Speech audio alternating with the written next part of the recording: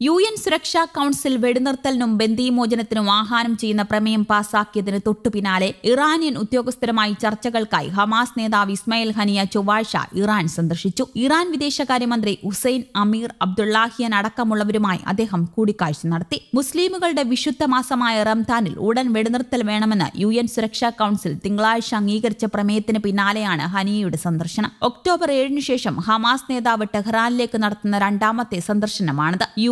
അതിനിടെ പ്രമേയത്തെ ചൊല്ലി അമേരിക്കയും ഇസ്രയേലും പരസ്യമായ ഭിന്നത രൂപപ്പെട്ടു. യുദ്ധത്തിന്റെ തുടക്കം മുതൽ ഇസ്രയേലിനെ സംരക്ഷിച്ചു നിലകൊണ്ട അമേരിക്ക ഇത്തവണ വീറ്റോ ചെയ്യാതെ വോട്ടെടുപ്പിൽ നിന്ന് വിട്ടുനിൽക്കുകയായിരുന്നു. ഇതിനെതിരെ കടുത്ത വിമർശനമാണ് ഇസ്രയേൽ അഴിച്ചുവിട്ടത്. UN സുരക്ഷാ കൗൺസിൽ പ്രമേയം അന്താരാഷ്ട്ര നിയമത്തിനെതിരാണെന്ന US ആരോപണം UN മേധാവി അന്റോണിയോ ഗുട്ടറസിന്റെ വക്താവ് തള്ളി. റഫേൽ ആക്രമണം അഴിച്ചുവിടാനുള്ള ഇസ്രയേൽ നീക്കത്തിനെതിരെ US state secretary Antony Blinken രംഗത്ത് വന്നു. റഫേൽ കരയാക്രമണം നടത്താതെ ബദൽ മാർഗം അവലംബിക്കണമെന്ന് ഇസ്രയേൽ പ്രതിരോധ മന്ത്രി യോവ് ഗാലന്റിനോട് ബ്ലിങ്കൻ പറഞ്ഞു. അതിനിടെ 172-ാം ദിവസവും ഗാസയിൽ ഇസ്രയേൽ അതിക്രമം തുടരുകയാണ്. റഫേൽ ഒരു വീടിന് നേരെ ഇസ്രയേൽ സൈന്യം നടത്തിയ ബോംബാക്രമണത്തിൽ 4 കുട്ടികളടക്കം 15 പേർ കൊല്ലപ്പെട്ടു. ഇസ്രയേലി കുടിയേറ്റക്കാർ ഹെബ്രോണിന് വടക്കുള്ള ബെയ്ത്ത് ഉമർ പട്ടണം ആക്രമിച്ചു. വെസ്റ്റ് ബാങ്കിൽ നിന്ന് ഇന്ന് 8 പേരെ ഇസ്രയേൽ സേന പിടിച്ചുകൊണ്ടുപോയി. അതിനിടെ ഇസ്രയേലിന്റെ സഖ്യകക്ഷിയായ US വോട്ടെടുപ്പിൽ നിന്ന് വിട്ടുനിന്നതോടെ ഗാസയിൽ അടിയന്തര വെടിനിർത്തലിനും ജീവകാരുണ്യ സഹായം എത്തിക്കാനും ആവശ്യപ്പെടുന്ന പ്രമേയം ഐക്യരാഷ്ട്ര സംഘടന രക്ഷാസമിതി പാസാക്കി. ഇതാദ്യമായാണ് രക്ഷാസമിതി ഗാസയിൽ യുദ്ധം നിർത്താൻ ആവശ്യപ്പെടുന്നത്.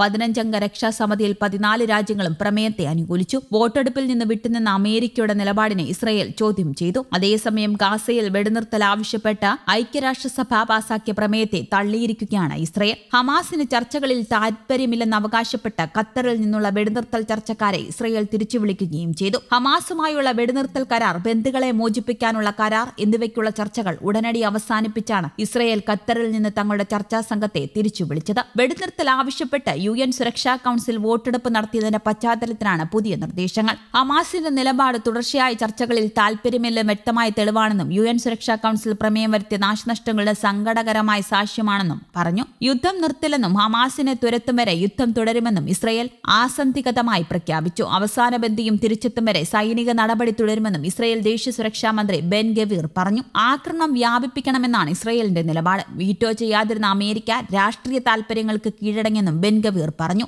സമഗ്ര വെടിനിർത്തൽ സ്ട്രിപ്പിൽ നിന്ന് പിൻവലിക്കൽ, കുടിയിറക്കപ്പെട്ടവരുടെ തിരിച്ചുവരവ്, യഥാർത്ഥ തടവുകാരുടെ കൈമാറ്റം തുടങ്ങിയ തങ്ങളുടെ പ്രധാന ആവശ്യങ്ങളോട് ഇസ്രയേൽ പ്രതികരിക്കുന്നില്ലെന്ന് പറഞ്ഞുകൊണ്ട് തിങ്കളാഴ്ച വൈകുന്നേരം ഹമാസ് ഏറ്റവും പുതിയ കരാർ വാഗ്ദാനം നിരസിച്ചുകൊണ്ട് പ്രസ്താവന ഇറക്കി.